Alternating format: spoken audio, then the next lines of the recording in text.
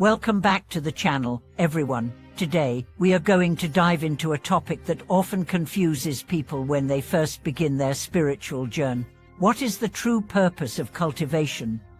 The good feelings you seek are actually a trap. We all begin our spiritual or personal development practices with different hopes and expectations, but one of the most common desires is the pursuit of good feelings. Whether it's the calmness that comes with meditation, the joy found in mindfulness, or the peace after prayer, many of us are motivated by the hope of achieving these pleasant emotions. However, this pursuit, while genuine, can often become a trap that leads us away from the true purpose of cultivation. What is it that we are truly meant to achieve through spiritual practice, and why is seeking good feelings the ultimate goal? In this video, we will uncover the real purpose of cultivation, explaining why relying on fleeting emotions can hinder our progress, and how we can shift our focus to something much deeper and more lasting. To begin, let's acknowledge something that is universally true. We all seek happiness. It's human nature. We crave peace, joy, comfort, and success. These desires are not inherently bad. In fact, they often serve as catalysts that propel us into spiritual practice or self-improvement. Whether we are meditating, practicing yoga, or engaging in other forms of spiritual cultivation, the underlying motivation is often the hope of experiencing a state of contentment or peace. But here lies the problem. The pursuit of good feelings is based on attachment, which is exactly what spiritual cultivation seeks to transcend. One of the most fundamental teachings in many spiritual traditions, including Buddhism, is that attachment leads to suffering. This means that when we attach ourselves to transient emotions, whether it's happiness, pleasure, or even peace, we are subject to disappointment and frustration when those feelings inevitably fade. In fact, our desire to maintain these pleasant states can actually become a source of suffering. The more we cling to these emotional states, the more we struggle to hold on to them, and this struggle creates a cycle of craving that undermines our true growth. The key to breaking free from this cycle is to understand that spiritual cultivation is not about achieving permanent states of happiness or avoiding unpleasant feelings. The purpose of cultivation is to transcend both attachment to good feelings and aversion to bad feelings. By understanding the nature of emotions and the impermanence of all things, we begin to realize that true peace does not depend on external circumstances or temporary emotional states. But what, then, is the real purpose of cultivation? Spiritual cultivation aims to help us cultivate wisdom, clarity, and awareness.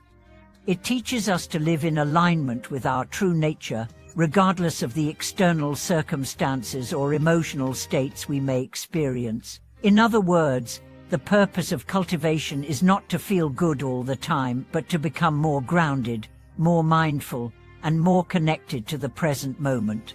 This connection to the present moment allows us to experience life more fully, with an open heart, free from the constant need to chase after fleeting emotions or avoid discomfort.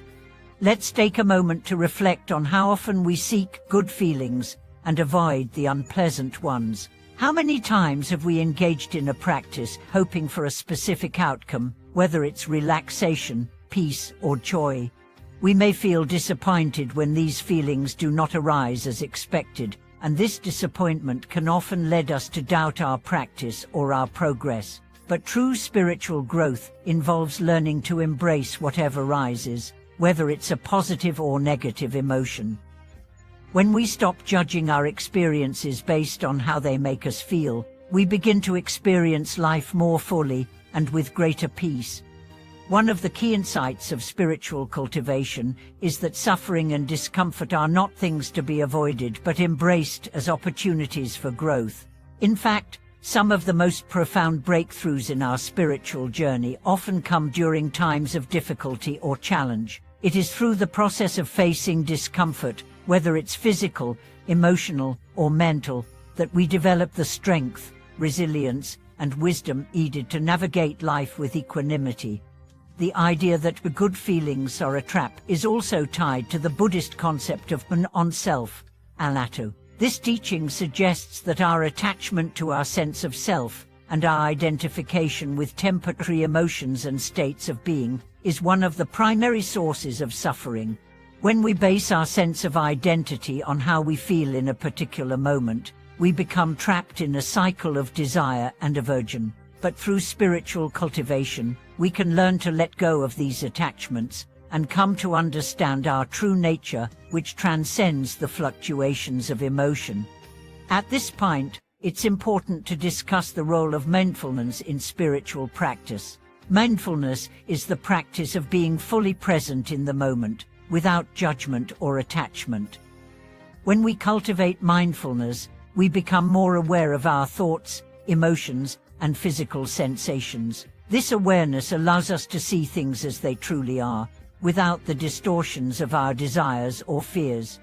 By practicing mindfulness, we can learn to respond to situations with clarity and wisdom, rather than reacting based on our emotional impulses. Mindfulness helps us break free from the trap of seeking good feelings, by allowing us to experience life as it is, without trying to manipulate it for a desired outcome. When we are mindful, we do not resist or cling to any particular feeling. Instead, we simply allow whatever arises to be present, without attachment. This practice of non-attachment is the key to spiritual freedom. It is not about rejecting emotions or experiences, but about letting them come and go, without getting caught up in them. So, what does true spiritual cultivation look like? It is a practice of presence, awareness, and detachment from the fluctuations of the mind and emotions. It is about learning to be with life as it is, without needing to change or control our emotional states. When we cultivate wisdom and awareness, we come to see that we do not need good feelings to feel complete or fulfilled. True fulfillment comes from being fully present with ourselves, no matter what arises in our experience. In conclusion, the true purpose of spiritual cultivation is not to seek good feelings or to avoid discomfort. It is about cultivating wisdom, mindfulness, and non-attachment, which allows us to navigate life with grace, equanimity, and inner peace. When we stop chasing after fleeting emotional states and instead focus on deepening our understanding of the present moment, we free ourselves from the trap of attachment and can experience a lasting sense of fulfillment and peace. Thank you so much for watching today's video. I hope this exploration of the true purpose of spiritual cultivation has provided you with valuable insights into how we can approach our practice with greater understanding and mindfulness. If you found this video helpful, please like, subscribe, and share it with others. Don't forget to leave a comment below and share your thoughts on how you approach spiritual cultivation. I'd love to hear from you.